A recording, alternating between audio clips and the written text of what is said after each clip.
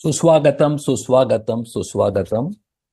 Institute of बायोफिल evaluation व संशोधन केंद्रातर्फे मी आपले सर्वांचे स्वागत करतो. प्राचार्य डॉक्टर विजय कुलकर्णी आणि आमच्या संजीवनी देशमुख मॅडम यांचं विशेष अभिनंदन करतो की हा विषय तुम्हाला या तुमच्या लेक्चर सिरीजमध्ये व्याख्यानाच्या याच्यामध्ये घ्यावासा वाटला. खरोखरच हा विषय आज याची खूप गरज आहे. आत्ताच मॅडम म्हणाल्या त्याप्रमाणे आपल्या भोवती हा ऑरा असतो, अदृश्य स्वरूपात असतो आणि त्याचा अभ्यास सहसा केला जात नाही. कारण आपली एक पद्धत आहे अभ्यासाची, जे दिसतं त्याचाच अभ्यास करायचा, जे दिसत नाही त्याचा अभ्यास कशाला करायचा, त्याचे काय पुरावे असतील, कशाला मिळवायचे ते पुरावे. परंतु खरोखरच आपण भारत देशात राहतो आहोत आणि आपल्या प्राचीन वैदिक विज्ञानामध्ये हा सगळा विषय गेली मला वाटतं 5-10 हजार वर्षापासून आहे. आपण ह्या विषयावर थोडक्यात माहिती करून घेऊ. खूप मोठा विषय आहे, पण बघूया. आपल्याला काही गोष्टींची मला कल्पना द्यायची आहे. याच्यामध्ये आपण आज आभा मंडळाचे विज्ञान जो भाग आहे, म्हणजे पूर्णपणे आपल्या अदृश्य ऊर्जा वलय आणि अदृश्य सूक्ष्म शरीर ह्याचा हा अभ्यास आहे. याच्यामध्ये चरक संहिता 7व्या अध्यायामध्ये छायाप्रभा हा शब्द आहे. छाया म्हणजे तुमची निगेटिव्ह एनर्जी, तुमच्या भोवती असलेली नकारात्मक ऊर्जा, आणि प्रभा म्हणजे तुमच्या शरीरातला अतिशय प्रभावान स्थान किंवा रोगमुक्त स्थान आणि तुमची पॉझिटिव्ह एनर्जी. यालाच काही लोक स्पंदनशास्त्र म्हणतात आहे. आपल्या अनेक सद्गुरूंच्या जर तुम्ही खूप जुने पुस्तकं म्हणजे 1920-1940च्या दरम्यान लिहिलेली जी काही संतांनी पुस्तक लिहिलेली आहे, त्याच्यामध्ये हा शब्द स्पंदनशास्त्र म्हणून आहे, ज्याला आज आपण मॉडर्न भाषेत व्हायब्रेशन्स म्हणतो. अरे वा, इथे मला खूप बरं वाटलं, इथे इथे खूप चांगले व्हायब्रेशन्स आहेत वगैरे वगैरे. पण लक्षात घ्या, हे सगळं आपल्या प्राचीन वैदिक विज्ञानाचाच भाग आहे. आता मी जे तुम्हाला आज सांगणार आहे याच्याबद्दल, हे माझं संशोधन नाही आहे. हे सगळं मूळ संशोधन आपल्या ऋषीमुनींनी जवळजवळ 25,000 वर्षापासून केलेलं आहे. याच्यामध्ये ऋग्वेद आहे, याच्यामध्ये त्याचाच उपवेद आयुर्वेद आहे. आणि आज ह्याला आयुर्वेदाचं, मुळात हा विषय आयुर्वेदाचा असल्यामुळे याला एक आधुनिक आयुर्वेद म्हणावं अशी माझी इच्छा आहे. कारण काही गोष्टी मी तुम्हाला सांगणार आहे, जसं आपण पुढे जाऊया. तर मुळात काय आहे आपल्या भोवती, कशाला आपण ऑरा म्हणतोय? खरोखरच ऑरा शब्द हा सायंटिफिक आहे का, की त्याला सायंटिफिक शब्द जगाने काय दिलेला आहे? कारण आज ऑराची कुठलीही व्याख्या आपण करू शकत नाही. त्याचं कारण असं की आमच्या मुंबईमध्ये ऑरा नाईट क्लब पण आहे, ऑरा ज्वेलरी शॉप पण आहे आणि ऑरा सारी शॉप पण आहे. त्याच्यामुळे हा शब्द जरी पॉप्युलर असला तरी तो सायंटिफिक नाही आहे आणि आपण त्याच्यासाठी योग्य शब्द बघणार आहोत. आपल्या सर्व शारीरिक, मानसिक आणि भावनिक क्रियांमध्ये विद्युत संवेदना निर्माण होतात. यामुळे मानवी शरीराभोवती विद्युत चुंबकीय क्षेत्र तयार होत असते. त्याला मानवी ऊर्जा क्षेत्र म्हणतात. याला इंग्लिशमध्ये ह्युमन एनर्जी फील्ड म्हणतात. याला आपल्याला सायंटिफिक शब्द आहे बायोफील्ड. हे शरीरातील ऊर्जा कणांच्या बायोफोटॉन उत्सर्जनामुळे होते. हे उत्सर्जन आपल्या दृष्टीच्या क्षमते पलीकडे असल्यामुळे आपल्याला ते दिसत नाही. आपल्या पंच ज्ञानेंद्रियांना ते जाणवत नाही. या संकल्पनेचा अभ्यास करणे, प्रत्यक्ष बघणे आणि पुरावा साधन करणे हे आपल्या आभा मंडळ किंवा ऑरा विज्ञानाचे क्षेत्र आहे. आणि त्याच्यासाठी मग योग्य वातावरण, योग्य कॅमेरा, योग्य कम्प्युटर याच्या मदतीने जरी आपण भौतिक शरीराची फोटोग्राफी करत असलो तरी आपल्याला भौतिक शरीर न दिसता आपल्याला न दिसणारं सूक्ष्म शरीर बघता येतं. हा एक थोडासा याची आपल्याला विज्ञानाची व्याख्या घेता येईल. अर्थात हा विषय आपल्याकडे आध्यात्मिक म्हणूनच जास्त प्रचलित आहे. हळूहळू आम्ही त्याला सायंटिफिक फोरममध्ये घेतो आहे. याच्यामध्ये मी तुम्हाला पुढे सांगणार आहे की मला याच्यात पेटंट मिळाल्यामुळे आता हा विषय फक्त अंधश्रद्धेचा राहिलेला नाहीये. या सगळ्या सद्गुरूंनी मला योग्य वेळी योग्य पद्धतीने मार्गदर्शन केलं आणि त्याच्यामुळे आज आपला हा अत्यंत प्राचीन अदृश्य विषय आज आपण दृश्य स्वरूपात बघणार आहोत. आणि तुम्ही जर काही जुनी पुस्तकं बघितली ज्याच्या जी थोडीशी आध्यात्मिक पुस्तक आहेत, त्याच्यात स्वामी दत्तावधूतांचं भारतीय गूढविद्या पान नंबर 102 ह्यावर त्यांनी अतिशय स्पष्ट सांगितलंय की एखाद्या कंदिलामध्ये खूप मोठी ज्योत आहे, पांढरी ज्योत आहे, पण त्या कंदिलाच्या काचेवर जर खूप काजळी लागली असेल तर तो प्रकाश बाहेर दिसत नाही. आपल्याला वाटतं की तो कंदील लावलेलाच नाही. पण तीच परिस्थिती आज स्वामी दत्तावधूत म्हणतात की आपली आहे. आपण अनेक जन्म घेतलेले आहेत, पण आपण या सूक्ष्म शरीराचा अभ्यासच केलेला नाहीये. त्याच्यामुळे आज आपल्याला कुंडलिनी शक्ती म्हणजे काय किंवा माझं मूळाधार चक्र जे सगळ्यात कमी कंपन शक्तीवर फिरत आहे त्याची सुद्धा मला जाणीव होत नाही. त्यामुळे हा सगळा अभ्यास पुन्हा सांगतो अत्यंत गुह्य आणि वैदिक परंपरेमधला आहे, ज्याचा आज मला खूप आनंद होतोय की एक संस्कृत फोरम मध्ये हा विषय ऑनलाईन मध्ये आपण घेतो आहे. पण मला आवडेल की ऑफलाईन किंवा तुमच्या चांगल्या इन्स्टिट्यूटमध्ये येऊन सुद्धा मी हा विषय मांडतो, कारण आतापर्यंत माझे जवळजवळ 230 व्याख्याने विविध भारतातल्या स्थानी झालेले आहेत. आणि काय याचा अभ्यास करायचा, तर आपली प्राचीन वैद्यकीय चिकित्सा आणि उपचार प्रणाली ही थोडीशी मागे पडली. खरं तर ती 5000 वर्षापासूनचे त्याच्यात पुरावे आहेत. आज मला सांगा, प्रत्येक आई आपल्या बाळाची दृष्ट काढते की नाही? काढतेच.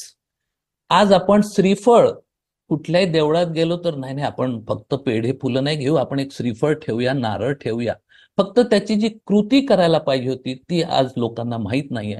नंतर आपण यज्ञ करतो, कुठल्या तरी एक समस्या असते, कौटुंबिक समस्या असते, आणि मग आपण गणेश याग करतो, आपण दत्त याग करतो, आपण चामुंडी याग करतो. ही सगळी आपल्या ऋषीमुनींनी आपलं एक प्रायश्चित्त विधी म्हणून सांगितलेले आहेत. कारण आपण पुनर्जन्माची संकल्पना मान्य केलेली असल्यामुळे कदाचित ह्या जन्मातली हे व्याधी, ह्या जन्मातल्या ह्या अडचणी ह्या आपल्या मागच्या कर्मफळामुळे असतील आणि त्याच्यासाठी याच्यातला योग्य यज्ञ केला तर आपलं प्रायश्चित्त पूर्ण होतं आणि आपली समस्या किंवा अडचण खूप प्रकारे मोकळी होते आणि आपल्याला त्याच्यातून आनंद मिळतो.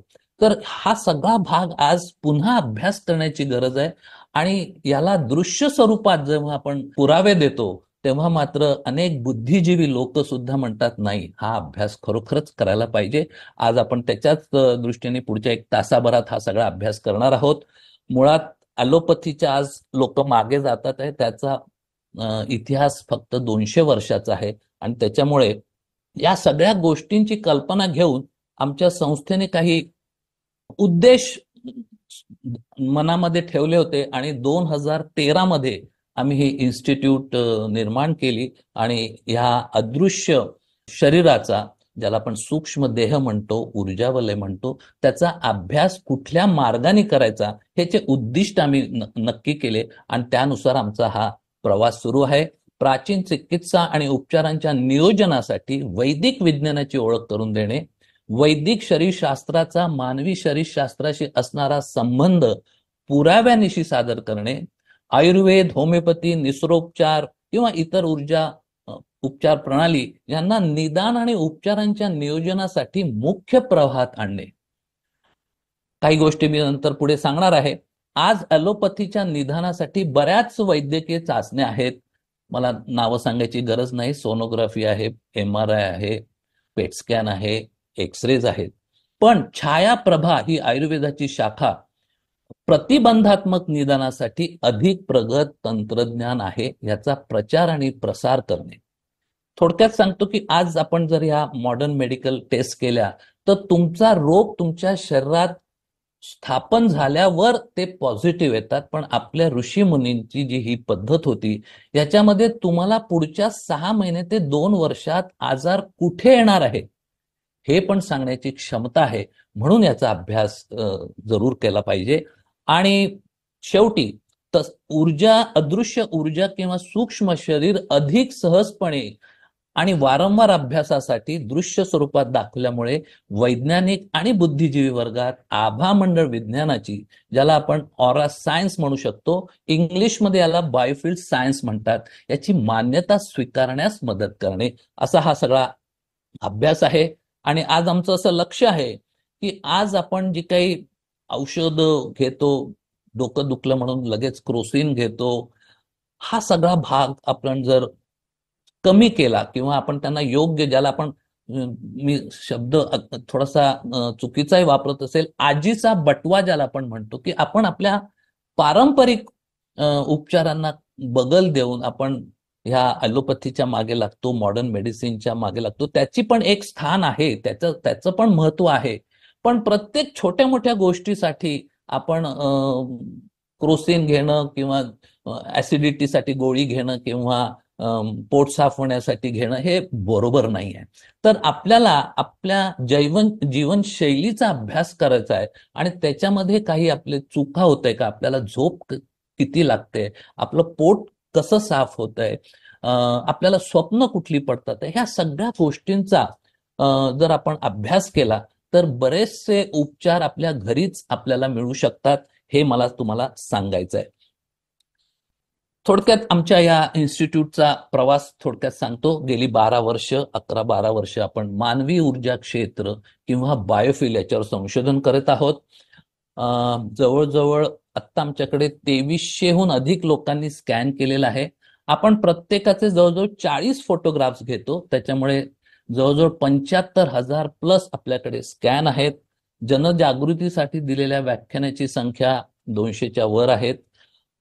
मी 2 दिवसाचा याच्यामध्ये प्रशिक्षण किंवा कार्यशाळा घेतो, त्याचे आता 34 झालेले आहेत. आपण काही ठिकाणी स्कॅन सेंटर चालू करून दिलेले आहेत, त्याची संख्या 6 आहे. आणि साधारण आंतरराष्ट्रीय आयुर्वेद कॉन्फरन्समध्ये मी 6 वेळा ह्या विषयावर माझे मत मांडलेलं आहे. मुळात हा विषय थोडासा आध्यात्मिक असल्यामुळे पटकन आपण ज्याला आपण आध्यात्मिक संस्था म्हणतो, मंदिर म्हणतो, ट्रस्ट म्हणतो, तिथे हा विषय मी मांडलेला आहे. आयुर्वेद कॉलेजेसमध्ये, कारण हा मुळात आयुर्वेदाचा विषय आहे, पण ते लोक याच्यावर जास्त अभ्यास करत नाहीयेत, त्यांची जनजागृतीसाठी मी आयुर्वेद कॉलेजेसमध्ये लेक्चर घेतो. काही आपले मेडिकल कॉलेजेस आहेत ज्यांना असं वाटतं की आपण पेशंटला बरं करत नाहीये, पूर्णपणे बरं करत नाही, आपल्याला कळत नाही, एवढ्या टेस्ट केलेल्या आहेत पण निदान होत नाहीये. तर याच्यासाठी सुद्धा हा विषय महत्वाचा असल्यामुळे आज ही लोक सुद्धा माझे लेक्चर्स ठेवतात आहे. याच्यासाठी हा विषय ज्यांना कुतूहल आहे त्यांच्यासाठी मी ही 2 दिवसाची कार्यशाळा ठेवत असतो, ज्याच्यामध्ये आपण सूक्ष्म देहाचा पूर्ण अभ्यास करतो आणि शिवाय दुसऱ्या दिवशी त्यांचे सगळ्यांचे स्कॅन केले जातात आणि गृहपाठ म्हणून ते स्कॅन त्यांना घरी देतो. याचं कारण असं की आपल्या शरीरातली व्याधी किंवा शरीरातले जे काही शारीरिक, मानसिक, भावनिक आणि आध्यात्मिक समस्या आहेत ते बरोबर त्यांना त्यांच्या त्या 40 फोटोग्राफ्स जे आहेत, जे खरं तर भौतिक शरीराचे घेतले जातात, पण त्याच्यामध्ये भौतिक शरीर न बघता फक्त ऊर्जा शरीर बघता येतं आणि त्यांनाच त्यांचे डायग्नोसिस, ज्याला आम्ही निदान म्हणतो, ते करू शकतात, हा माझा विश्वास आहे. याच्यामध्ये अनेक डॉक्टर्स, नंतर IT प्रोफेसर्स, काही डीन्स वगैरे किंवा हीलर्स वगैरे, हे सगळे लोक ह्या कार्यशाळेचा आनंद घेत आहेत. त्यानंतर मी याच्यामध्ये ॲडव्हान्स कोर्स घेतो 2 महिन्याचा, ज्याच्यामध्ये हे स्कॅनिंग कसं केलं जातं, त्याचं इंटरप्रिटेशन कसं करायचं, हा एक कोर्स घेतो. आणि त्याच्यातून मला जवळजवळ 3 विद्यार्थी PhD करायला मिळाले. त्यांनी हा विषय PhD साठी त्यांचा निवडलेला आहे आणि मी त्यांचा एक्सटर्नल गाईड आहे. आणि ते सुद्धा बरेच पेपर्स, इंटरनॅशनल पेपर्स प्रेझेंट करण्याच्या पायरीवर आलेले आहेत.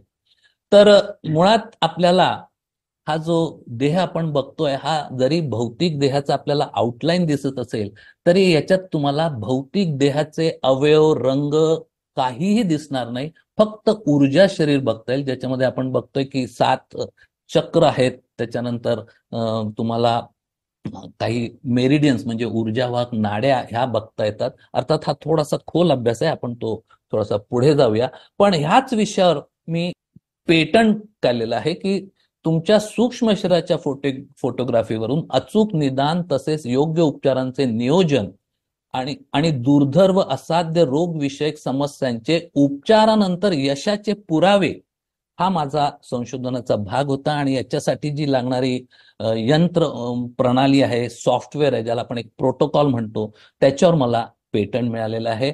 हा हा मी पुन्हा सांगतो की हा चरक संहितेमधला 7व्या अध्यायातला हा विषय आहे. फार अभ्यासलेला नाही आहे असे मला अनेक आयुर्वेद कॉलेजेस मधले लेक्चर झाल्यावर त्यांनी मला सांगितलं की खरंच आमचं दुर्लक्ष झालेलं आहे आणि पुढल्या 6 महिने ते वर्षभरात याच्यावर निश्चित आपण प्रगती करणार आहोत त्यांच्या सोबतीने. तर पुढे जाऊया. तर याच्यामध्ये तुमच्या जरी भौतिक शरीराचा फोटो घेत असला तरी तुमचं भौतिक शरीर आपल्याला बघता येत नाही, कारण ती जी बघण्याची क्षमता आहे ती आपल्या डोळ्यांची आहे.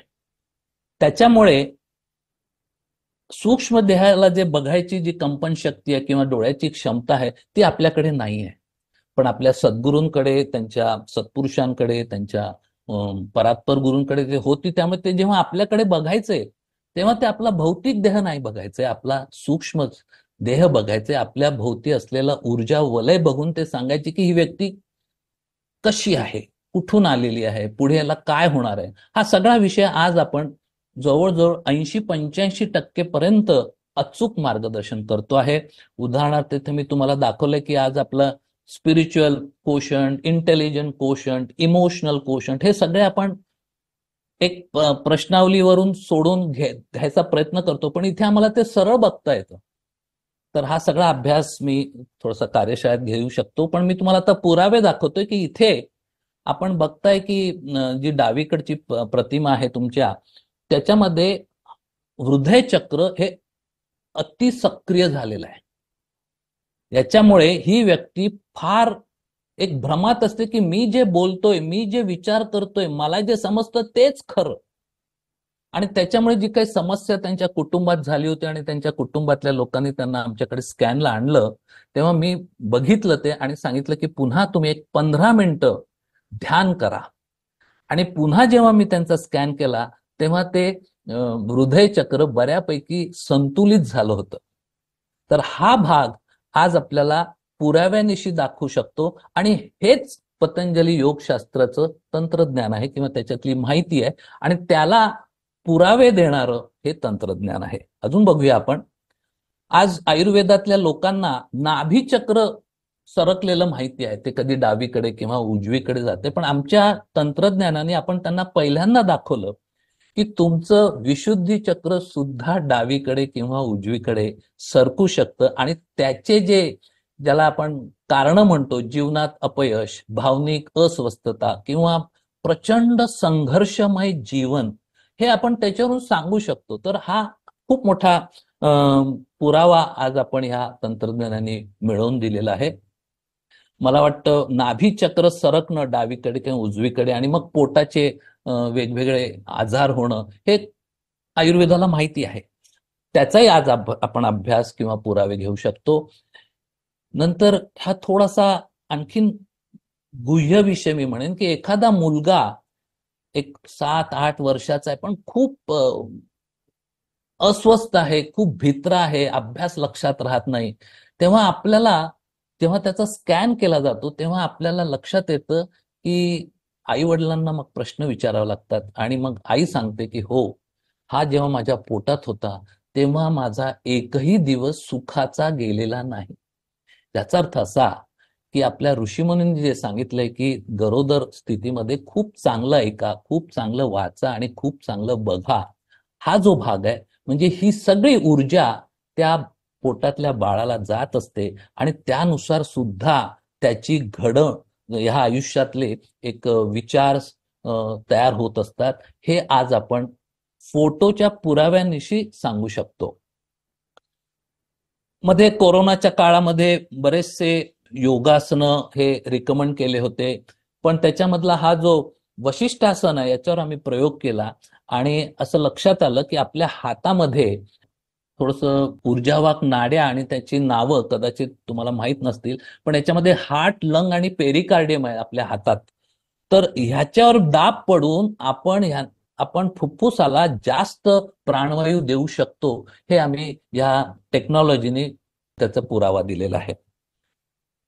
आता हा विषय आपल्याकडे खूप कमी अभ्यासला जातो, कारण आपल्याकडे मुळात संशोधन हा विषय जास्त प्रचलित नाही आहे. आणि एकेकाळी जवळजवळ मी म्हणेन 75 वर्षापूर्वी ह्याचा अभ्यास आपल्याच आपल्याच विज्ञानाचा, आपल्याच प्राचीन विज्ञानाचा, वेदांचा अभ्यास करून तिथले जे काही संशोधक तयार झाले, त्यांना सुद्धा तिथल्या लोकांनी अतिशय सुडो सायन्स, एक भ्रामक कल्पना आहे तुमची, असं काही नाही आहे असं सांगून त्यांना सुद्धा थोडंसं नाराज केलं होतं. पण ही मंडळी सगळी अभ्यास करत राहिली, संशोधन करत राहिली आणि आज जवळजवळ 2004 मध्ये याला सुपर सायन्स म्हटलं जात आहे. याचं कारण असं की आज जे मेडिकल टेस्टमध्ये सापडत नाही किंवा दिसू शकत नाही, त्याचा आपण मूळ शोधू शकतो आणि योग्य उपचार मार्गाने त्याला आपण बरं करू शकतो, त्यांना आनंद देऊ शकतो. त्यांचे कदाचित असं मी म्हणेन की भोग सुद्धा आपण शिथिल करू शकतो. तर पुढे जाऊया.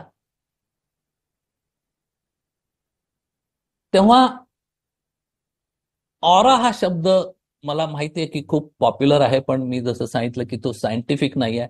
आपण आपले सगळे देवतांचे फोटो बघतो, आपले सद्गुरू, परमगुरू, परात्पर गुरूंच्या भोवती आपण काही ऊर्जा वलय, काही आरास म्हणूया, डेकोरेशन म्हणूया, बघत असतो, किंवा काही प्राचीन मूर्तींच्या भोवती सुद्धा हा एक गोलाकार वलय दाखवलेला आहे.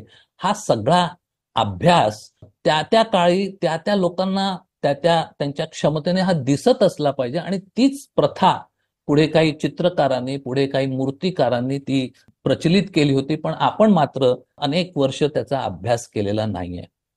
तर आपण बघूया, आज ऑरा शब्द पॉप्युलर असला तरी सायंटिफिक नाहीये, कारण आपल्याकडे ऑरा नावाने खूप आहे, मी तुम्हाला सांगितलेलं आहे.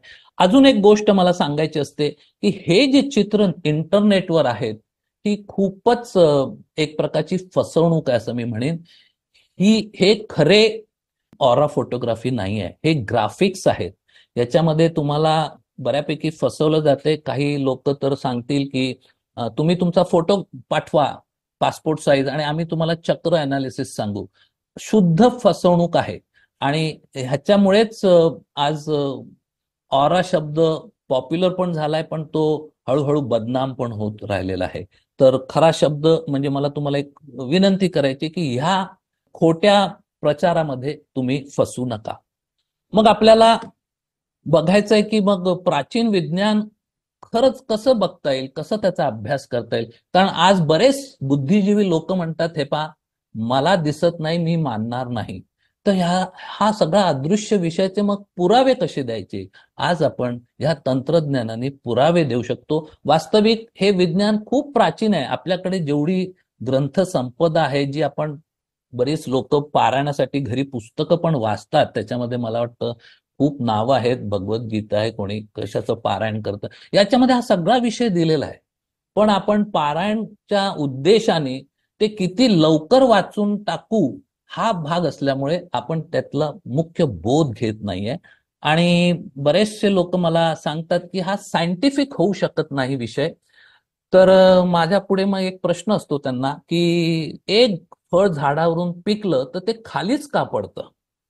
त्यांच्या सगळ्यांचं म्हणणं असं होतं की ते गुरुत्वाकर्षण शक्तीमुळे खाली पडतं. म्हटलं मला मान्य आहे, पण गुरुत्वाकर्षण शक्ती मी पाहिलेली नाही, तुम्ही पाहिली आहे का.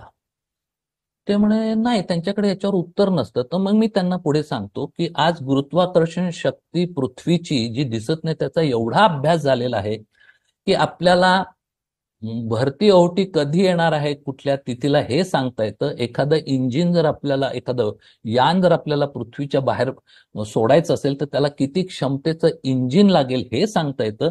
एवढेच नव्हे तर तुमचं जे वजन आहे आज पृथ्वीवर, जे तुम्हाला माहिती आहे, ते न दिसणाऱ्या ग्रहांवर किती आहे ह्याचा सुद्धा अभ्यास झालेला आहे. म्हणजे याचा अर्थ असा नाही की अदृश्य जे आहे त्याचा अभ्यास होत नाही आणि त्याला एक सायंटिफिक बेस मिळत नाही. तर हा सगळा विषय आपण पुढे आणखीन खोलात जाऊन बघणार आहोत. अजून एक पुस्तक आहे, हे माझं आवडतं पुस्तक आहे. याच्यामुळे मी अध्याय 18 मध्ये मी त्याचं सांगतोय की मनुष्याचा स्थूल देह रोगी होण्यापूर्वी प्राणमय शरीर रोगग्रस्त होते, त्याच्यानंतर स्थूल शरीर रोगग्रस्त होते. प्राणमय चैतन्यास संतुलितरित्या प्रवाहित केल्यास मनुष्याचे भौतिक दुःखाचे निवारण होते. आज जे आपण रेकी, प्राणिक हिलिंग आज आपण पॉप्युलर होताना बघतोय, हे आपण तेच करतोय. आपण त्या सूक्ष्म देहाला सकारात्मक ऊर्जा देतोय आणि त्यांची सूज कमी होते, त्यांचं दुखणं कमी होतंय. तर हा सगळा भाग, मला वाटतं हे पुस्तक आज 600 वर्षापूर्वीच आहे, त्याच्यानंतर आता त्याचं मराठीत भाषांतर झालं. तर हा सगळा विषय आपल्या ऋषीमुनींना माहीत होता, फक्त त्याची आज पुन्हा अभ्यास करण्याची गरज आहे. आणि हाच विषय 1950 साली किर्लियन फोटोग्राफी जेव्हा जगामध्ये आली, तेव्हा त्यांनी सांगितलं की कुठलाही व्याधी ही अगोदर शरीराच्या सूक्ष्म देहावर किंवा आभामंडळावर येते आणि त्याच्यानंतर काही कालानंतर ती भौतिक शरीरात प्रगट होते आणि मग आपल्याला जाणवतं की मला ही व्याधी झालेली आहे, मला हा त्रास होतो आहे. तर हा भाग किर्लियन फोटोग्राफीने 1950 सालीच त्याचे पुरावे दिले होते. मात्र आज त्याच्यावर प्रचंड अपडेट्स, ज्याला आपण काय म्हणूया, की खूप त्याच्यामध्ये संशोधन करत करत आज किती परफेक्ट झालंय की आपल्याला, मी मगाशी दाखवलं त्याप्रमाणे, अतिसक्रिय हृदय चक्र आपण दाखवलं आणि एक 15 मिनिटाच्या ध्यान साधनेनंतर ते कसं संतुलित झालं हेही आपण दाखवलेलं आहे. तर हा सगळा विषय खरोखर आज खूप सायंटिफिक फोरम मध्ये वापरला जातोय, त्याचं प्रचार आणि प्रसार सुरू आहे. तेव्हा मुळात आपण जर प्राचीन वैदिक शरीरशास्त्राचा अभ्यास अगदी थोडक्यात करायचा असेल तर आपल्याला काय अभ्यास करावा लागेल, तर आपल्याला तेजोवलय किंवा ऊर्जा वलय, त्याला साऊथमध्ये कांतिवलय म्हणतात, ज्याला इंग्लिशमध्ये बायोफिल्ड म्हणतात. म्हणजे आपल्या सभोवतालचे विद्युत चुंबकीय क्षेत्र, तसेच आपले 7 प्रमुख ऊर्जा केंद्र, ज्याला आपण चक्र म्हणतो, पंचकोश आणि ऊर्जावक नाड्या यांचा अभ्यास म्हणजेच तुमचा वैदिक शरीरशास्त्राचा हा अभ्यास आहे, ज्याला इंग्लिशमध्ये वैदिक ह्युमन अॅनाटॉमी म्हणतात. आणि हा अभ्यास मी आजकाल मेडिकल कॉलेजेसमध्ये सांगतो आहे. आणि हा सगळा अभ्यास, मी सांगतो पुन्हा, हे माझं संशोधन नाही आहे, हे सगळा अभ्यास दिलेला आहे. फक्त काही सद्गुरूंच्या मार्फत मला एक माध्यम म्हणून मी हे आज अभ्यासलं आणि याचे अनेक पुरावे मी तुम्हाला पुढे दाखवणार आहे की हे किती अचूक होतं आणि याचा प्रसार का व्हायला पाहिजे. तर हा सगळा विषय चरक संहितेतल्या 7व्या अध्यायात दिलेला आहे. अतिशय प्रगत आयुर्वेद मी याला म्हणतो. मी आयुर्वेदाला 5वा वेद समजतो, कारण कल्पनेच्या बाहेर आयुर्वेदाचा समस्यांबद्दल भूतबाधा, ज्याच्यासाठी तर मॉडर्न मेडिसिन म्हणतं का असं काही नाहीच आहे. आयुर्वेदामध्ये भूतबाधा हा एक अभ्यासाचा विषय आहे. म्हणजे केवढं आपलं आयुर्वेद प्रगत आहे याचा मला सांगायचा प्रयत्न करतोय. आणि आज खरंच जर आपण असं बघितलं की आपण ज्याला मॉडर्न मेडिकल सायन्स म्हणतो, ज्याच्यामध्ये सोनोग्राफी होते, एक्सरेज होतात, MRI, पेट स्कॅनमुळे आपल्याला अगदी अदृश्य म्हणा अशा पेशींची सुद्धा माहिती मिळते. परंतु हा आपला अन्नमय कोश आहे. या अन्नमय कोशाचा आज आपण स्कॅनिंग करतो आणि त्याच्यामध्ये जर रोग असेल तर आपण ते बरे करण्याचे औषधोपचार करतो. परंतु सगळेच रोग काही आपल्या या भौतिक शरीरात नसतात, ते आपल्या मनोमय कोशात असतात, विज्ञानमय कोशात असतात किंवा मागच्या जन्माचे कर्मफळ म्हणून आलेले असतात. ह्याचा शोध तिथे लागत नाही. परंतु आपल्या ऋषीमुनींनी जी छायाप्रभा म्हणून तंत्रज्ञान तेव्हा विकसित केलं, तेव्हा हे बघू शकत होते. आज आपण ते बघतो आहोत आणि मी त्याचे काही पुरावे तुम्हाला देणार आहे. तर कितपत आपण या मॉडर्न मेडिसिनवर भरोसा ठेवायचा, याच्यासाठी मी काही स्लाइड्स इथं दाखवतोय की आज आपण जे स्कॅन करतो आहोत, MRI करतोय, पेट स्कॅन करतोय, हे आपल्या भौतिक शरीराचं करतोय, ज्याला आपण स्थूल देह म्हणतो, इंद्रिय देह म्हणतो. याला आयुर्वेदाने अन्नमय कोश म्हटलेला आहे. हा जो अन्नमय कोश आहे हा निर्जीव आहे, त्याला स्वतःची प्राणशक्ती नाही आहे. सूक्ष्म शरीर म्हणजे प्राणमय कोशातील चक्र नाड्या ह्या भौतिक देहाला चालवतात, आणि जेव्हा हा सूक्ष्म देह बाहेर पडतो तेव्हा ही जी भौतिक शरीर आहे हे पूर्णपणे, ज्याला आपण मृत्यू म्हणतो, पूर्णपणे अचेतन असतं. आणि म्हणून ह्याच्यावर कितपत आपण लक्ष द्यायचं हा सुद्धा प्रत्येकाने विचार करायला पाहिजे. खरं तर सूक्ष्मदेहाचा अभ्यास का महत्वाचा आहे याच्यासाठी मी अजून एक दोन स्लाइड्स देतोय.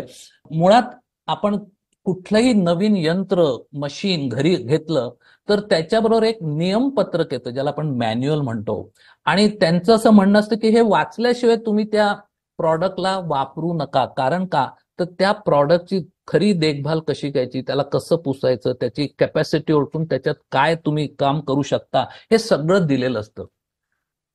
आपल्यासाठी ऋषी मुनींनी आपल्या भौतिक देह कसा निरोगी राहील, कसा तो सकारात्मक राहील, याच्यासाठी सूक्ष्म देहाचा अभ्यास दिलेला आहे, आणि ते आपलं खरं नियम पत्रक आहे किंवा आपलं मॅन्युअल आहे, आणि म्हणून आपल्याला त्याचा अभ्यास करायचा आहे. तर आपण हा अभ्यास थोडक्यात समजून घेऊया की आपल्याला हा जो सूक्ष्म देह आहे, मी आत्ताच सांगितलं की हा भौतिक देहाला चालवतो, पण याची अजून काय त्याचे कार्यप्रणाली आहे किंवा त्याचे काय गरज आहे. कारण काही लोक असे पण म्हणतात, अहो माझा भौतिक देह इतका सुंदर, इतका हेल्दी, इतका चपळ आहे की मला सूक्ष्म देहाची गरजच नाही आहे. तर इतकं आपल्याकडे अज्ञान आहे. पण मी सांगतो की हे सगळं भौतिक सूक्ष्म शरीरातल्या ऊर्जेमुळे हे शक्य झालेलं आहे. आपण 3 कार्य बघणार आहोत या सूक्ष्म देहाचे, ज्याच्यामुळे आज आपण त्याचा अनुभव घेतोय. पहिली गोष्ट म्हणजे आपल्या स्थूल भौतिक किंवा इंद्रिय देह आणि अन्नमय कोशातील पंच कर्मेंद्रिय आणि पंच ज्ञानेंद्रियांची वाढ व नियंत्रण करतो. आता मी हा विषय फार खोलात घेणार नाही, पण एकच सांगतो, माझा मुलगा माझ्यासारखाच विद्वान होईल हा एक गैरसमज आहे. याचं कारण असं की 1953 मध्ये जेव्हा DNA शोधले गेले तेव्हा जगभरच्या वर्तमानपत्रात असं आलं होतं की आता आम्हाला तुमच्या सगळ्या आयुष्याचं गुपित कळलेलं आहे, आम्हीच सांगू तुम्हाला तुम्हाला कुठले कुठले रोग होणार आहे. पण त्याच्यानंतर मला वाटतं लिप्टन ब्रूस यांनी संशोधन केलं आणि त्यांनी सांगितलं, मुळीच नाही, तुमचे DNA रोज बदलतात. तुमच्या भोवती असलेली परिस्थिती जी जर खूप संघर्षमय असेल, खूप मानसिक अत्याचार असेल, तर तुमचे DNA रोज बदलतात आणि तुम्हाला कधी न होणारे रोग ह्या आयुष्यात होऊ शकतात. तर असा हा सगळा अभ्यास आहे. त्याच्यानंतर आपण दुसरा बघूया की प्रत्येक व्यक्ती ही वेगळ्या पद्धतीने विचार करते, वेगळ्या पद्धतीने वागते, वेगळ्या गोष्टीची तिला भीती वाटत असत. हे प्रत्येकाचं वेगवेगळं आहे. त्याचं कारण असं की प्रत्येकाचा मनोमय कोश आणि विज्ञानमय कोश हा वेगवेगळा असतो. प्रत्येकाचे मागचे जन्म वेगवेगळे झालेले असतात. त्यामुळे ही जी माहिती आहे त्यानुसार तो अनुभव आपल्या नेहमीच बरोबर असतो, आणि त्यामुळे आपली प्रत्येकाची विचारसरणी वेगवेगळी असते.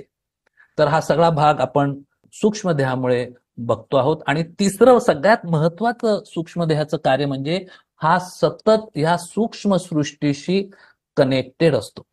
आपण नसतो. आपल्या जागृत मनामध्ये सतत बाहेरचे विचार चालू असतात. अरे त्यांनी तसं का केलं, त्याला हे काय झालं, त्यांनी आपल्याला असं करायचंय. पण आपण जेव्हा गाढ झोपतो रात्री, तेव्हा आपलं जागृत मन जेव्हा शांत होतं, तेव्हा आपल्याला काही लोकांना खूप सूचक स्वप्न पडतात, खूप छान दृष्टांत होतात. त्यावेळेस हे आपलं ज्याला आपण सबकॉन्शियस माइंड म्हणू शकतो, मी त्याला मनोमय कोश म्हणतो, आणि त्यावेळेस या सूक्ष्म देहाचा संपर्क या विश्व चैतन्याशी झाल्यामुळे आपल्याला तिथले काही रहस्य माहीत करून घेऊ शकतात.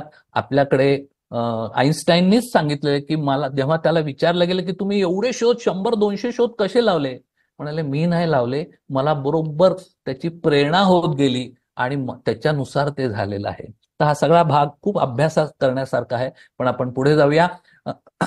ह्याच्या बरोबर आपल्याला पंचकोशाचा अभ्यास हा वैदिक शरीरशास्त्राचा भाग आहे म्हणून मी घेतो आहे.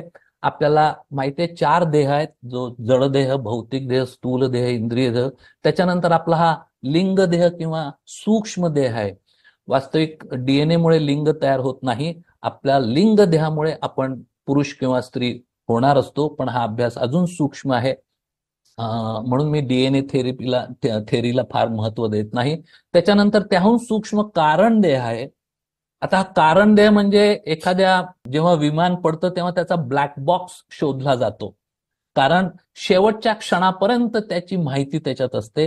कारण देह आपल्या अनेक जन्माचा ब्लॅक बॉक्स आहे आणि तो आपण स्कॅन मधून काही गोष्टीचा शोध लावू शकतो, मूळ त्या व्याधीचं मूळ शोधू शकतो आणि म्हणून कारण देह सुद्धा महत्वाचा आहे. आणि त्याच्यानंतर अर्थात महाकारण देह आहे. मी थोडा पंचकोशाचा अभ्यास कार्यशाळेत घेत असतो 2 दिवसाच्या. तो थोडासा गुह्य विषय आणि वेळ घेणार आहे. पण मला सांगायचं की आपल्याकडे अन्नमय कोश जो आपल्याला दिसतो, प्राणमय कोश, मनोमय कोश, विज्ञानमय कोश आणि आनंदमय कोश आपल्याला दिसत नाहीत, पण ते अत्यंत महत्वाचे. याचे काही छोटे पुरावे मी तुम्हाला देणार आहे. याच्यामध्ये आपल्याला का पंचकोशाचा सिद्धांत महत्वाचा आहे, तर आपण पूर्वजन्माची संकल्पना मान्य केलेली आहे आणि त्यामुळे मागील जीवनातील कर्मफळे ह्या जन्मातील व्याधी, समस्या आणि परिस्थितीची निर्मिती करतात. आणि म्हणून बऱ्याच वेळा मी सांगतो की आपल्या परिस्थिती, आपल्या संकटाचे दोष दुसऱ्याला देऊ नका. आपलेच ते कर्तृत्व असतं मागच्या कुठल्या तरी जन्मामधलं. तर हा सगळा अभ्यास सूक्ष्मदेहाचा अभ्यास म्हणून होत असतो. आपण पंचकोशाचा अभ्यास करताना मला एक शब्द आठवतो, आत्मगुहा. आपल्यापैकी बरेच लोक ध्यान वगैरे करत असतील, तर याच्यामध्ये आपल्याला बाहेर नाही जायचंय, आपल्यालाच आपल्या आत जायचं. आणि म्हणून हा अभ्यास मी कार्यशाळेत घेत असतो. एक उदाहरण देतो. आमच्या स्कॅन सेंटरला 4 वर्षाची जुळी मुलं, एक सावळा आहे, एक गोरा आहे. एकाला अजय म्हणूया, एकाला विजय म्हणूया. हे दोघही आई वडील यांचे अनेक डॉक्टरकडे आणि अनेक मंत्रतंत्रवाल्यांकडे जाऊन आले होते. याचं कारण असं की हा जो अजय आहे, हे दोन्ही मुलं मराठी कुटुंबातले, आणि हा अजय आहे, हा फक्त इंग्लिशमध्ये बोलतो. म्हणजे ह्याचे आई वडील, ह्याचा भाऊ विजय त्याच्याशी मराठीत बोललं तर उत्तर मात्र तो इंग्लिशमध्ये द्यायचा. आता असं वाटलं की काहीतरी गडबड झालेली आहे, कुठल्या तरी इंग्लिश माणसाचं भूत याच्यामध्ये शिरलेलं आहे आणि म्हणून हा इंग्लिशमध्येच बोलतोय. पण जेव्हा ते आमच्याकडे आले, बऱ्याच लोकांकडे जाऊन मग स्कॅन केला, आणि स्कॅन केल्यावर मी म्हटलं, तुम्हाला माहितीये का, आपल्याकडे जेव्हा बाळ जन्मतं तेव्हा एक साधारण महिनाभर ते झोपेतच हसतं आणि झोपेतच रडतं. हो हो हो म्हणे, हे खरं आहे. ही त्यांची मागच्या जन्मातली स्मृती असते. आता ह्याच्यामध्ये काय होतं की बऱ्याच वेळा आपला मृत्यू आणि पुढचा जन्म याच्यामध्ये जर खूप कमी काळ असेल तर ती स्मृती फार तीव्र असते. आणि हा इंग्लिश कुटुंबातला मुलगा असल्यामुळे ह्याचं इंग्लिशचं प्रभुत्व त्याला जन्मताच प्राप्त झालं होतं. तर हा विषय मी त्यांना समजावून सांगितला आणि म्हटलं त्याच्या पुढे कुठल्याही डॉक्टरकडे जाऊ नका. हे 4 वर्षाचे आहेत, यांना आता आपण ज्याला शाळा म्हणतो, मला वाटतं काय केजी, सिनियर केजी आणि फर्स्ट स्टँडर्डला जाऊ द्या. हा मराठी बोलायला शिकेल आणि तुमचा विजय इंग्लिश बोलायला शिकेल. कोणाकडेही जाऊ नका. तर पंचकोशाचा अभ्यास याच्यासाठी महत्वाचा आहे. अन्नमय कोश, ज्याला आपण भौतिक देह, नश्वर देह, षड्विकारांचा देह म्हणतो, कारण आपली जी कर्मफळ आहेत या भौतिक शरीरातून प्रगट होत असतात. आणि आपली जी साधना आहे, जी आपण भौतिक देहाने करतो, ही सूक्ष्म देहाला पोहोचवण्याचं काम हे स्थूल देह, भौतिक देह करत असतो.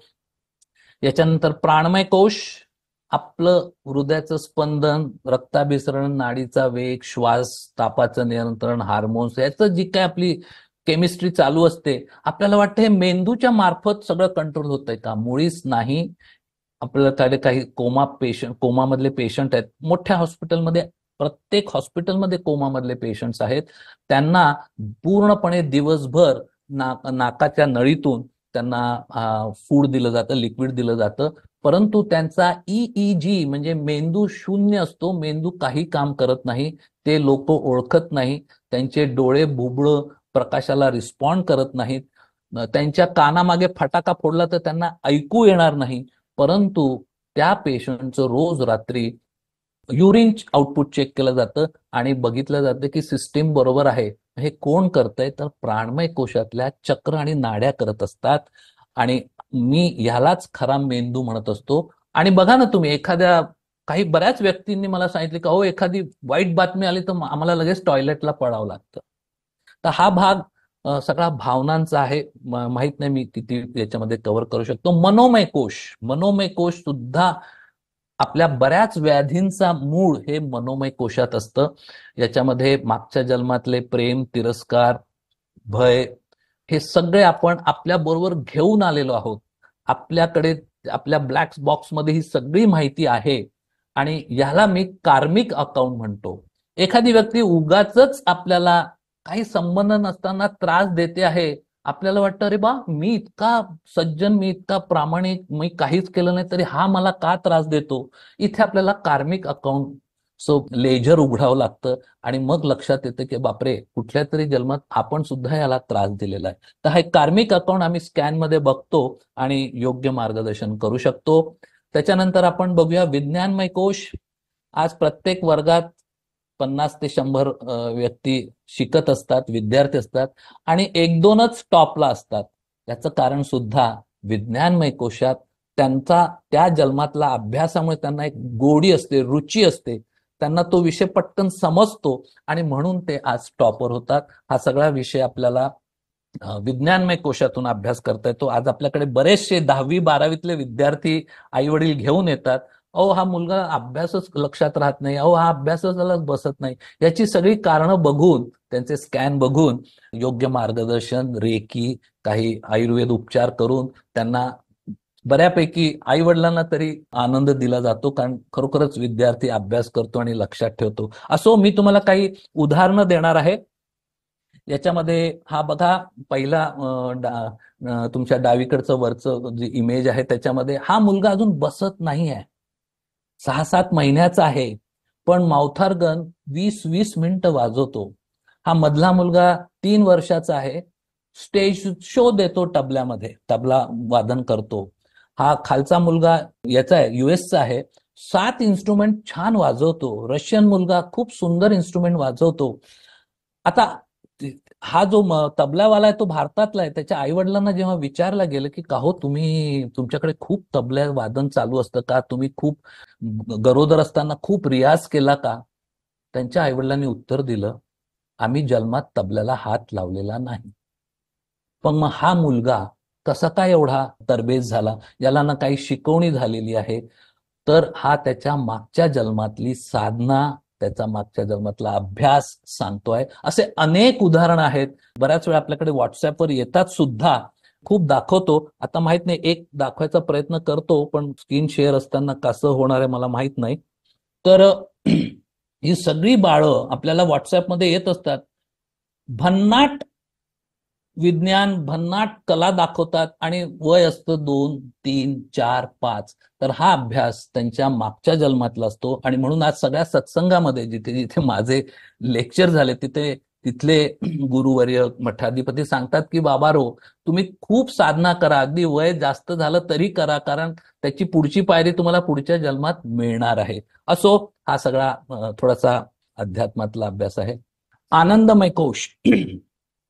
आपल्या डोक्याच्या भोवती असलेलं तेजोवलय, त्याच्यातले रंग आपण बघू शकतो आणि सांगू शकतो की ह्या व्यक्तीचं ह्या जन्मातलं आयुष्य किती खडतळ आहे, किती किती सुरळीत आहे, याच्यावर गुरुकृपा किती आहे, हे आज आपण फक्त नुसतं ऊर्जावलय बघून सांगू शकतो. याच्यामध्ये पीएचडीचा आमचा एक विद्यार्थी याच्यावर पेपर प्रेझेंट करणार आहे. आणि म्हणून आपल्याला हा सूक्ष्म देहाचा अगदी संक्षिप्त अभ्यास आपण केला. आता आपण बघणार आहोत की आभामंडळ विज्ञानामध्ये काय काय येतं. त्याचे घटक कोणते आहेत? तर सगळ्यात पहिलं म्हणजे विद्युत चुंबकीय क्षेत्र, म्हणजे आपलं तेजोवलय, ऊर्जावलय, ज्याला बायोफिल्ड म्हटलं जातं.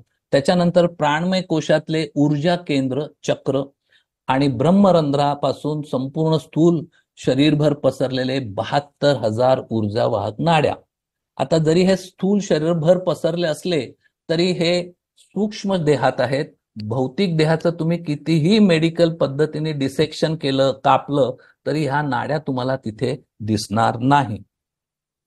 आणि मग काय आपल्या भोवतीचं विद्युत चुंबकीय क्षेत्र किंवा बायफूड? आपण एका फुटबॉलच्या मध्यभागी आहोत. आपल्या सर्व बाजूने हे विद्युत चुंबकीय क्षेत्र एक फुटबॉल सारखं आहे. म्हणून तुमची जेव्हा आम्ही फोटोग्राफी करतो तेव्हा तुम्हाला 360 अंशामध्ये फिरवून तुमचे 40 एक फोटोग्राफ्स घेत असतो. ते वेगवेगळ्या थरामधले असतात ते. आणि तेव्हा कुठे हे तुमच्याबद्दल तुम्हाला माहित नसलेली माहिती देता येते. आता ह्याचा वापर मेडिकल सायन्स करताय, ज्याला आपण ईईजी किंवा ईसीजी म्हणतो. आपल्या शरीरावर, आपल्या हृदयावर ते एक 5-6 इलेक्ट्रोड्स ठेवतात आणि बरोबर ग्राफिकच्या माध्यमातून, हा जे बायोफिल्ड आहे त्याचा अभ्यास किंवा त्याला सॉफ्टवेअर असं लावलेलं आहे की आपल्याला ग्राफिकच्या माध्यमातून आपल्याला ईसीजीचा रिपोर्ट मिळतो.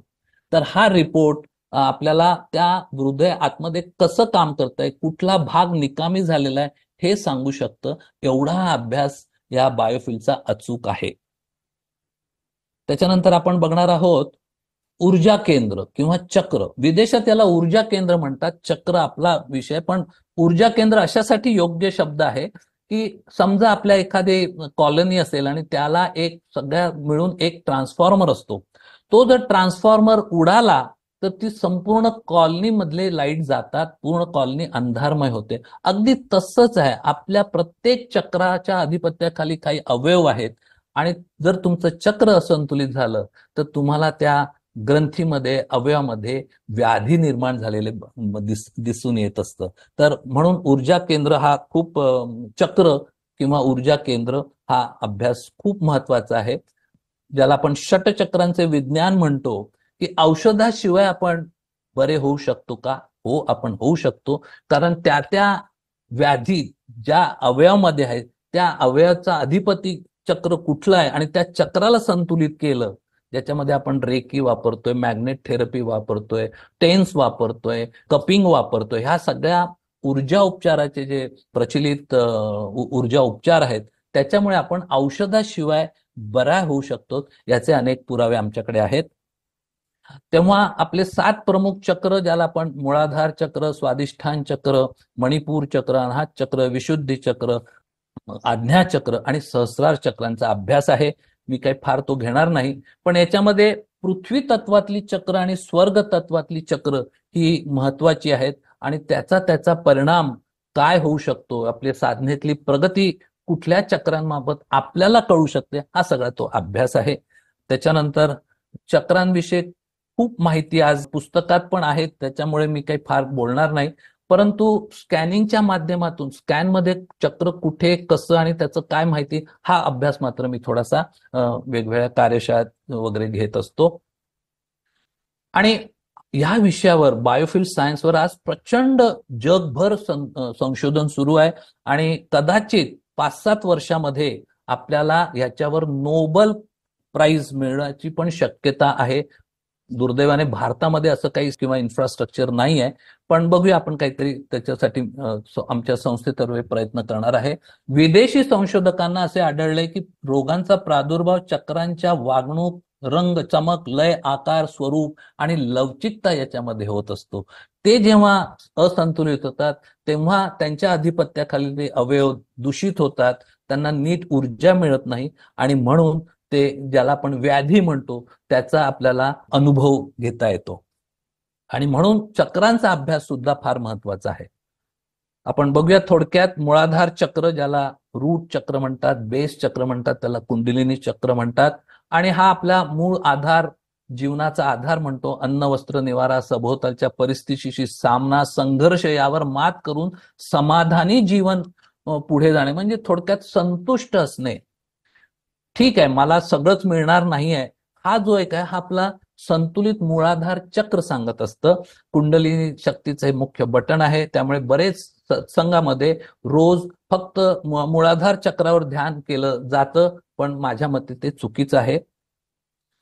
आपण ही चक्र आमच्या स्कॅनमध्ये असं बघून त्या व्यक्तीला न विचारता त्याच्याबद्दल माहिती देऊ शकतो.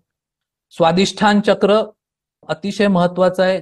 आणि आपले जे काही षड्रिपूज आहेत जे संतुलित नसतील तर स्वादिष्ठान चक्र असंतुलित आहे असं समजायचं.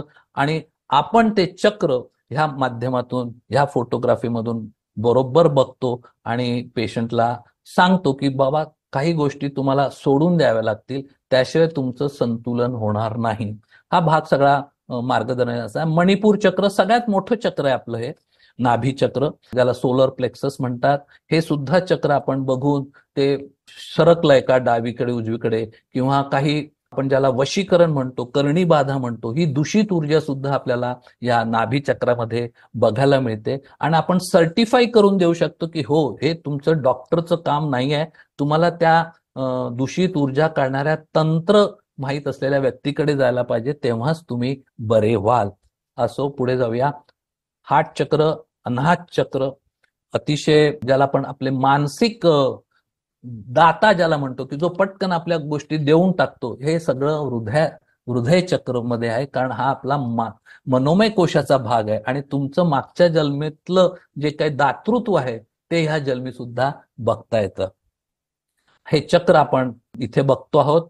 आणि काही लोकांचे दूषित जेव्हा अनाहत चक्र असतं तेव्हा मी त्यांना कंपल्सरीली हार्ट चेकअप करायला लावतो, कारण पुढे त्यांना हार्ट अटॅक येण्याची शक्यता असते. विशुद्धी चक्र फार महत्वाचं. पुन्हा आपलं जे ह्या आयुष्यातलं सक्सेस आहे, आपण ज्याच्यात हात घालू त्याच्यात आपण यश मिळवतो, हे सगळं या चक्रामध्ये आहे. आणि म्हणून आमच्यासाठी ही तुमची पत्रिका आहे. आम्हीच सांगतो की आता तुमचं थोडंसं ज्याला आपण काय म्हणूया खडतर प्रारब्ध आता आहे. मग कोणाला शनीची 7-7.5 असते, तर कोणाला किंवा एखादी ग्रहाची महादशा असंतुलित असते. हे आपण फक्त स्कॅनवरून सांगू शकतो. आणि हे चक्र आपण इथे बघतो. आणि मी जसं तुम्हाला सांगितलं की हे चक्र सुद्धा डावीकडे आणि उजवीकडे शिफ्ट झालं असेल तर डावीकडे शिफ्ट झालं तर काय काय दोष असतील, उजवीकडे झालं तर काय दोष असतील, हे आज आपण स्कॅनवरून सांगू शकतो. आज्ञाचक्र, ब्रोचक्र, भ्रूमध्य चक्र, पुन्हा हे चक्र आपल्या ध्यानासाठी फार महत्वाचं आहे. आणि हे चक्र फार लवकर दूषित होतं. एखादी चुकीची मालिका, चुकीचं दृश्य आपण जर बघितलं तर, मुख्य म्हणजे यंग एजमध्ये, लहान वयातल्या तरुण वर्गातल्या लोकांना, तर आज्ञाचक्र हे दूषित झालं तर ह्या आज्ञाचक्राशी पिट्युटरी ग्लँड आहे, जी आपल्या संपूर्ण शरीराला एक स्त्राव देत असते, ज्याच्यामुळे आपले एंडोक्राइन ग्लँड्स, अंतस्त्रवी ग्रंथी, आपले मोठ्या ग्रंथी, अवयव हे सुस्थितीत असतात. त्याच्यामुळे इथे त्यांना प्रॉब्लेम्स येऊ शकतो. आणि खरोखर त्यांना आपण ज्याला म्हणतो सायकॅट्रिक केस, तीही त्या कारणामुळे होऊ शकते. प्रभुत्व, व्यक्तीचे अधिकार किंवा शक्तिस्थान आणि उत्तम मार्गदर्शक असतो, ज्याचं आज्ञाचक्र चांगलं आहे त्याचं. आणि याला दूषित करणाऱ्या गोष्टी आपण बघून घेऊ, कारण माझ्यासाठी आज्ञाचक्र फार महत्वाचं आहे. पहिली गोष्ट म्हणजे बऱ्याच वेळा कॉस्मेटिक आपण जे वापरतो, आपण हेअर डाय वापरतो, टीव्हीवरील निरर्थक कौटुंबिक मालिका, डिटेक्टिव्ह, तीव्र लैंगिक विषयाच्या मालिका बघणे, अति प्रेमाचा वर्षाव, अति चिंता, अति तिरस्कार, क्षमाशील वृत्तीचा अभाव आणि नास्तिक आणि कुतार्किक प्रवृत्ती, याच्यामुळे हे आज्ञाचक्र दूषित झालेलं समजायचं. आणि याला वेळ लागतो संतुलित व्हायला. आपण हे चक्र भूमध्य केंद्राच्या बरोबर वरती बघतो आणि ते दूषित असेल तर ह्या व्यक्तीला नीट साधना, ज्याला आपण विधेयी अवस्था म्हणतो, ती मिळू शकत नाही, हे आम्ही आज सांगू शकतो.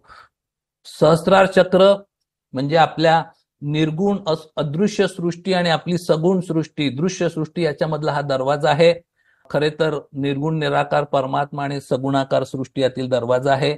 आणि अत्यंत महत्वाचं म्हणजे मेलॅटोनिन, ऑक्सिटोसिन आणि डोपामिन, ह्याच्यापासून आपल्याला जी काही शांत झोप लागते किंवा आपला एक प्रेमळ स्वभाव असतो, हा सगळा ह्या सहस्रार चक्राशी निगडीत आहे.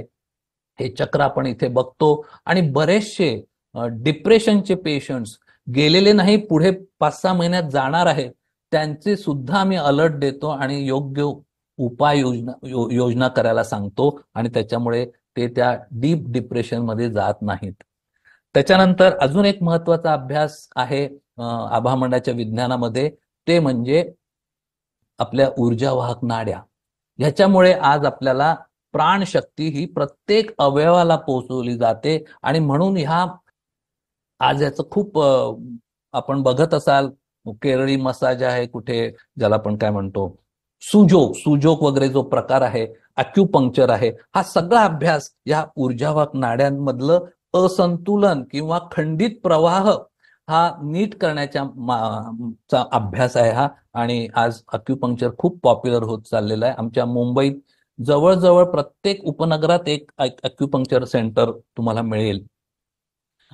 आणि त्याच्या पुढे आपण जाऊ शकतो की विज्ञानाचा अभ्यास, आपल्या ऋषी मुनींनी जो काय अभ्यास इतका अचूक केला होता की आज आपले जेवढे सण परंपरा विधी, पूजा विधी किंवा आपले सौभाग्याचे अलंकाराची जागा, ही सगळी ह्या ऊर्जावाहक दाब बिंदूमुळे महत्वाची ठरलेली आहे.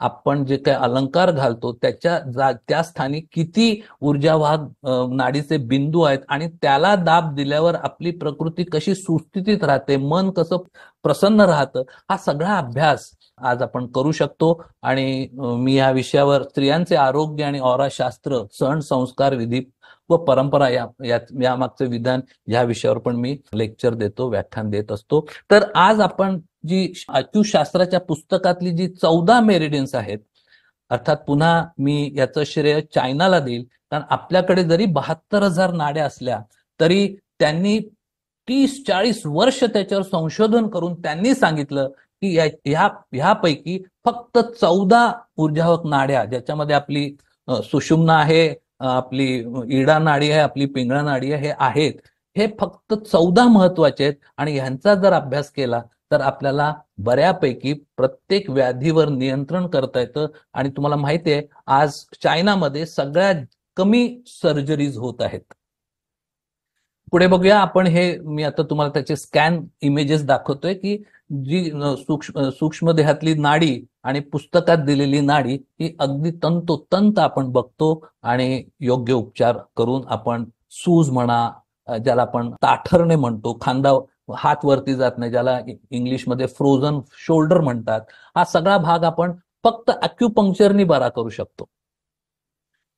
आता याच्यामध्ये थोडासा अभ्यास, याच्यासाठी जे तंत्रज्ञान आहे याला आपल्याला सर हॅरी होल्डफील्ड याला आपल्याला क्रेडिट द्यावं लागेल, ज्यांनी 1980 मध्ये ही PIP डेव्हलप केली, पॉलीकॉन्ट्रास्ट इंटरफेरन्स फोटोग्राफी, ज्याच्यामुळे आज आपण हे चक्र, नाड्या आणि तेजोलय बघू शकतोय. हा सगळा अभ्यास याला ऑरा फोटोग्राफी म्हटलेला आहे, पण आम्ही याला बायोफिल्ड स्कॅन म्हणतो, ज्याच्यामध्ये आपल्याला ऊर्जा वलय, चक्र, नाड्या बघून त्याचा संबंध पंचकोशाशी लावून त्या व्यक्तीला त्यांनी काही न सांगितलं तरी आपण त्याच्याबद्दल लिहितो. आज आपल्या सेंटरमध्ये जे लोक येतात स्कॅनसाठी, त्यांचा कन्सेंट फॉर्म लिहिला जातो, त्याची सही घेतली जाते, पण त्यांना काय व्याधी आहे हे लिहून घेत नाही, आपण त्यांना त्यांच्याबद्दल सांगत असतो. इतकं हे अचूक प्राचीन विज्ञान आहे.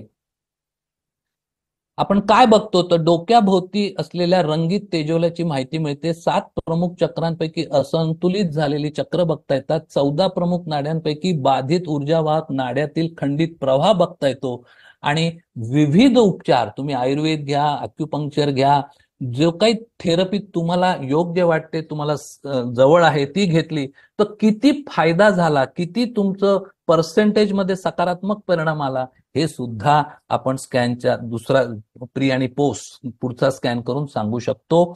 आणि पुन्हा ही माहिती आपण कशी घेतो तर याचं सुद्धा चरक संहितेमध्ये त्यांनी सांगितले की अशा गोष्टी ज्या आहेत ह्या तुम्ही बघा आणि ह्याच्यावरून तुम्हाला ती सकारात्मक ऊर्जा आहे की नकारात्मक ऊर्जा आहे, नकारात्मक ऊर्जा असेल तर ती कुठल्या प्रकारची आहे हे सुद्धा सांगण्याचं सगळा अभ्यास आपल्या ऋषीमुनींनी केलाय. आणि मला असं वाटतं की ह्याचा काल साधारण 300 इसवी सन पूर्व आहे. म्हणजे आज जर आपण 2500 आणि 300 ऍड केले तर 2800-3000 वर्षापूर्वी हे तंत्रज्ञान होतं आणि हे वापरल्या जात होतं, असा माझा ठाम विश्वास आहे.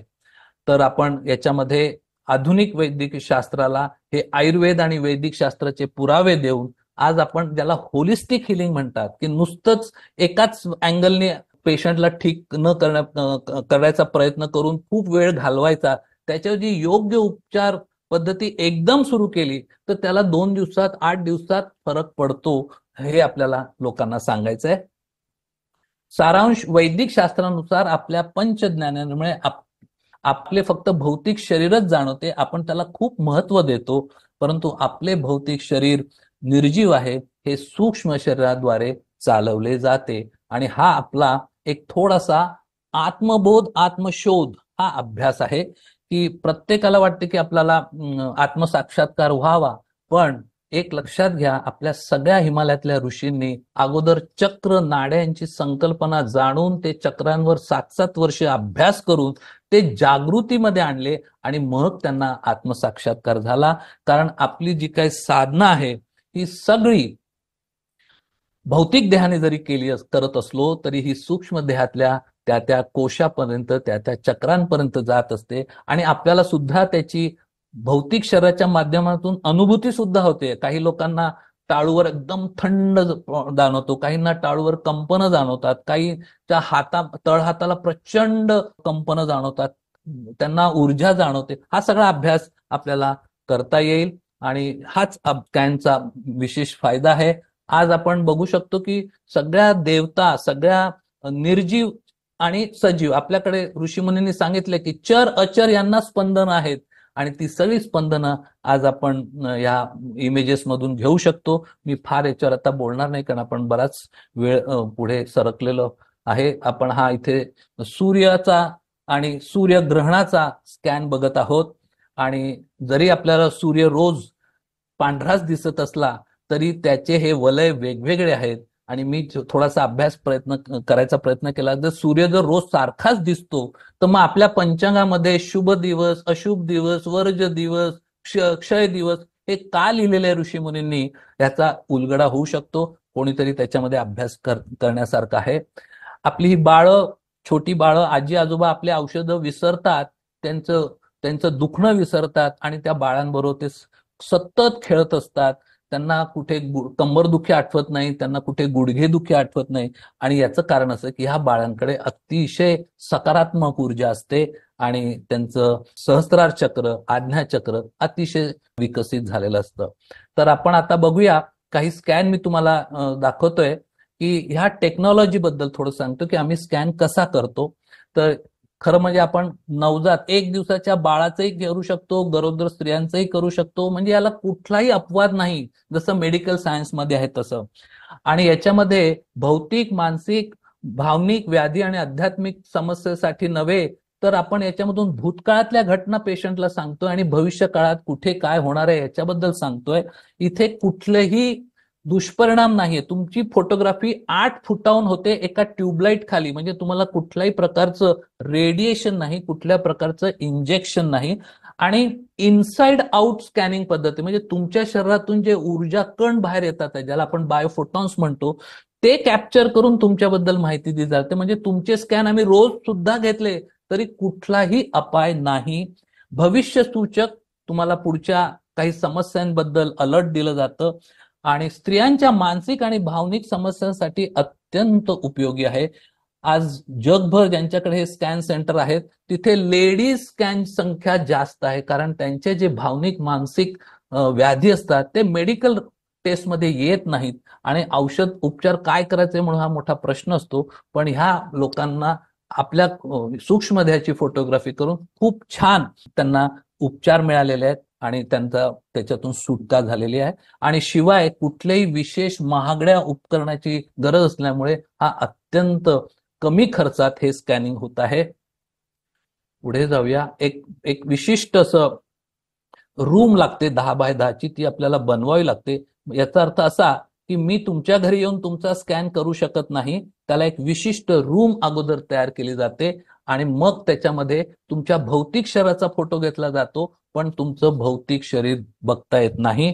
याच्यामध्ये आपण बघूया की तुम्हाला लेडीजचे स्कॅन लेडीज करतात, जेंट्सचे स्कॅन जेंट्स करतात, कारण इथे तुमचं भौतिक शरीर दिसत नसल्यामुळे अत्यंत सेफ असं आपण म्हणू शकतो. हे तुम्हाला मी सांगितलेलं आहे. काही आत्महत्या करणाऱ्या स्त्रियांचं त्यांच्या ज्योतिषाने पाठवलं, त्याचं आपण पुरावे दिलेले आहेत. काही स्त्रिया जेव्हा अगदी 8च दिवसात लग्न झाल्यावर घटस्फोट घ्यायचा येतात, तेव्हा त्यांच्या मानसिक धक्का काय बसलेला आहे हे पण आपण त्यांना सांगू शकतो. आणि याच्यानंतर अजून आपण थोडेसे काही केसेस घेऊया. निरोगी व्यक्तीचं बायोफिल्ड स्कॅन, ज्याचे बरेचसे चक्र संतुलित आहेत. एक लक्षात घ्या, आपले 7ही चक्र 100% संतुलित कधीही असणार नाहीयेत. आणि जर कोणी सांगत असेल तर ती फसवणूक आहे असं म्हणून समजा. कारण आमच्या एक 108 वर्षाचे सद्गुरू, त्यांना कोणीतरी सांगितलं की तुमचं मला स्कॅन करायचं आहे. त्यांनी म्हणाले ठीक आहे, मला माहिती आहे स्कॅन काय आहे, तुमच्या इथे येतो. आणि तिथं स्कॅन केल्यावर त्यांनी सांगितलं की तुमचे 7ही चक्र 100% संतुलित आहेत. असं कधीही होणार नाही. कारण आपले रोजचे समस्या, रोजचे प्रॉब्लेम्स, ह्या सगळ्या आपल्या त्याच्यामध्ये आपण काहीतरी सोल्युशन शोधत असतो. त्याच्यामुळे आपले सगळे चक्र कधीही 100% संतुलित नसणार आहे. सकारात्मक ऊर्जा, सुरुवातीला संजीवनी मॅडमने जे म्हटलं की हो, आपण आपल्या भोवती जो ऑरा असतो तो सकारात्मक कसा ठेवायचा, अर्थात याचं मी जास्त मार्गदर्शन कार्यशाळेत करतो. पण तो जर असेल तर बरेचशी निगेटिव्ह एनर्जी लांब राहते. कारण सकारात्मक ऊर्जेसाठी प्रयत्न करावे लागतात, नकारात्मक ऊर्जा आपोआप खेचली जाते. आणि म्हणून आपण जेव्हा सत्संगात असतो, आपण एखाद्या चांगल्या समुद्र किनारे असतो, जिथे कोणी भांडण करायला जात नाही, डोंगराच्या शिखरावर जातो, तिथे आपल्याला खूप बरं वाटतं. कारण तिथला मुळात जी ऊर्जा असते ती खूप संतुलित असते आणि सकारात्मक असते. काही स्कॅन दाखवतोय ज्याच्यामध्ये आपल्याला एखाद्या व्यक्तीची आध्यात्मिक पातळी बघता येते, एखाद्या व्यक्तीकडे किती टॅलेंट आहे, त्याचा ट्रम्प कार्ड काय आहे हे बघता येतं. एखादी व्यक्ती ध्यानाला बसून ती विधेय अवस्थेत गेली का नाही हे सुद्धा आपण स्कॅनच्या मार्फत सांगू शकतो. अर्थात खूप अभ्यासाचा विषय आहे, सखोल लेक्चरचा त्याचा हे आहे. याच्यामध्ये आपण बघतो की एखादी रंजली गांजलेली अस्थिर व्याधीग्रस्त व्यक्ती एखादा गुरुमंत्र देऊन 3 आठवड्यांनी त्याच्यामध्ये काय फरक पडतो हे सांगता येतं. एखादी व्यक्ती सीईओ आहे, सगळे टेस्ट केलेले आहेत, पण 3 मजले चढली का खूप दम लागायचा, स्कॅन केला आणि सांगितलं की आपण हार्ट चक्रामध्ये अजून दोष आहे, तो आपण ऊर्जा उपचाराने बरा करू शकतो. सायटिका आपण सांगू शकतो. डिप्रेशनचे आज आपण स्कॅन लोकांना अलर्ट देतो. जे डिप्रेशनमध्ये गेलेले त्यांना तर बरे करतोच आहे, पण जे पुढे जाणार आहेत ती प्रोसेस जी आहे सुरू झालेली असते ती पण आपण सांगू शकतो. काही लोकांना एक कुतूल म्हणून स्कॅन करून घेतात आणि आपण जेव्हा सांगतो की तुम्हाला डायबिटीज असू शकतो, छे आमच्याकडे असूच शकत नाही, आमच्याकडे कोणालाच नाहीये. पण जेव्हा ब्लड टेस्ट केले जातात तेव्हा बरोबर तो रिपोर्ट पॉझिटिव्ह येत असतो. MRI चे काही केसेस आम्ही आमच्या स्कॅन मधून सांगितलं की हा तुम्हाला MRI चा रिपोर्ट येऊ शकतो, तुम्ही आत्तापासूनच काळजी घ्या. तर हे सुद्धा झालेलं आहे. शाळेमध्ये जेव्हा हा विषय असतो तेव्हा त्या शिक्षकांसमोर त्यांच्या वर्गातले अत्यंत अस्थिर, म्हणजे जे स्वतःही अभ्यास करत नाही आणि दुसऱ्यालाही अभ्यास करू देत नाही, अशा विद्यार्थ्यांना जेव्हा पाठवतात तेव्हा आपल्याला लक्षात येतं की त्यांचं आज्ञाचक्र, विशुद्धी चक्र, मूळाधार चक्र, नाभी चक्र हे पूर्णपणे असंतुलित असतं. त्यामुळे त्यांचाच त्यांच्यावर कंट्रोल नसतो. आणि हा भाग आपण ऊर्जा उपचारांनी यांना संतुलित करू शकतो. काही ज्याला आपण मराठी शब्द डिस्टर्ब चाइल्ड ज्याला आपण म्हणतो की ती मूल आईचं वडिलांचं ऐकत नाही, गृहपाठ करत नाही, शिक्षकांना नीट उत्तर देत नाही, त्याला सुद्धा त्या केसेस आपण ऊर्जा उपचाराने बऱ्या करू शकतो. काही लोक फुल मेडिकल चेकअप करून घेतात 15-16 हजाराचा आणि त्याच्यात ते नॉर्मल असतात, पण प्रॉब्लेम असतो तो मानसिक धक्का असतो, इमोशनल इश्यूज असतो, तो मात्र आपल्या स्कॅनमध्ये बघितल्यामुळे योग्य ऊर्जा उपचार देता येतं. काही लोकांना आपण अगोदरच सांगितलं की हा त्रास तुम्हाला इथे होणार आहे, पण म्हणे आता मला त्रास नाही तर मला काही काळजी करायची गरज नाही, पण बरोबर 4-5 महिन्यांनी फोन येतो, डॉक्टर मी त्याच तुम्ही जे सांगितलं त्याच्यासाठीच मी ऍडमिट झालेलो आहे, वगैरे वगैरे वगैरे. करणी बाधा वशीकरण पूर्वी फक्त पुरुषांच्या बाबतीत बघायला मिळायचं, पण आता स्त्रियांच्या बाबतीत पण बघायला मिळतं आहे. काही आपण रिपोर्ट्स देतो स्कॅनवरून की हे तुम्ही जरा रिपोर्ट करा, इथे तुम्हाला हे चक्र असंतुलित झालेलं आहे, आणि बरोबर ते रिपोर्ट्स पॉझिटिव्ह येतात आणि त्यांना खात्री पडते की हो, हे माझं चक्र खरोखरच तुम्ही म्हणता त्याप्रमाणे आहे. काही केसेस आपण हॉस्पिटलमधून घरी आणून, तिथे काही उपचार होत नव्हते त्यांना आपण घरी आणून बरं केलेलं आहे. गुडघेदुखी बरी केलेली आहे. काही फ्रॅक्चर्स मुलांचे होते, भरत नव्हते 3 वर्ष, त्यांना सुद्धा आपण हिलिंगच्या माध्यमातून उभं केलं. हा मुलगा 3 वर्ष उभा राहत नव्हता. याची आई त्याला शाळेमध्ये बाकावर बसवायची आणि शाळा सुटल्यावर उचलून घरी घेऊन यायची. हिला बरं केलंय. ही पण एक मोठी केस आहे. याचे सगळ्यांचे इंटरव्ह्यूज आमच्याकडे आहेत. ही जखम आपण त्यांना भरून दिलेली आहे. सोरियासिस हा खूप 2-2, 3-3 वर्ष लोक ट्रीटमेंट घेतात, पण आपण ह्याला 8 ते 10 दिवसात योग्य उपचाराने बरं करू शकतो. काही व्यक्तींना आपण त्यांचा स्वभाव बदलू शकतो. आणि म्हणून मला असं म्हणायचं की आज बायोफिल्ड स्कॅन, ज्याला आपण तुम्ही म्हणा ओरा फोटोग्राफी, पण आपल्या सूक्ष्मदेहाची फोटोग्राफी जर आपल्याला किती माहिती देऊ शकते याचे मी थोडक्यात तुम्हाला झलक दाखवली. कार्यशाळा आमची सतत 2-3 महिन्यांनी असते. हा सगळा विषय मी घेतो. या विषयावर माझं मराठी आणि हिंदीमध्ये पुस्तक आहे. आणि इथे मी थांबतो. कदाचित तुमचा वेळ मी जास्त घेतला असेल, पण हा विषय खूप गहन आहे, गुह्य आहे. आपल्या ऋषीमुनींनी हिमालयात राहून जी काही साधना केली आणि ती परंपरेने केली, म्हणजे 500-600 वर्ष, त्याच्यातला हा भाग आपण काही गुरुजनांमुळे मला मिळाला आणि आज आपण हा इथे मी तुम्हाला ऐकवू शकलो, दाखवू शकलो. धन्यवाद. मी इथे थांबतो.